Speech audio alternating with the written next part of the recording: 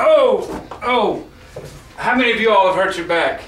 Well, according to an article entitled Back Injury Prevention found on PremierInc.com, over 80% of adults are estimated to experience some type of back injury throughout their lifetime. Many of them will be reoccurring. Throughout my entire working career, the most common gripe from my coworkers has been and remains, my back is killing me. So I decided to educate myself on this topic as to avoid it from happening to me. Having worked as a paramedic in the medical field, all the coworkers constantly gripe about their back pains.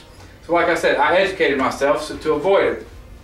I'm going to inform you all that proper lifting could reduce the possibility of future back injuries.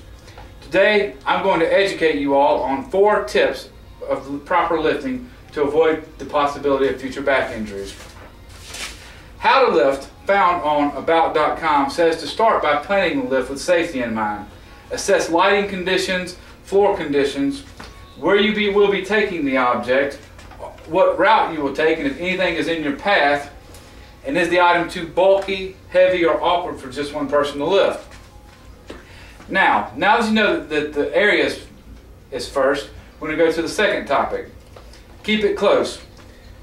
An article entitled Protect Your Back While Lifting, found on MayoClinic.com, says while lifting, be mindful to keep the natural curve in your lower back. Tighten your core or central muscles, for example, your stomach and your pelvis. Notice the recurring theme. If you maintain the natural curve, you will keep your core flexed and you'll keep the load close. Now we've discussed assessing your lifting area and keeping your core flexed. We will now discuss other muscles used during lifting. You should always use your legs when you lift.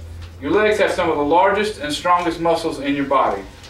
Remember, it is never safe to lift with your back. An easy way to remember this is lift with your legs, not your back.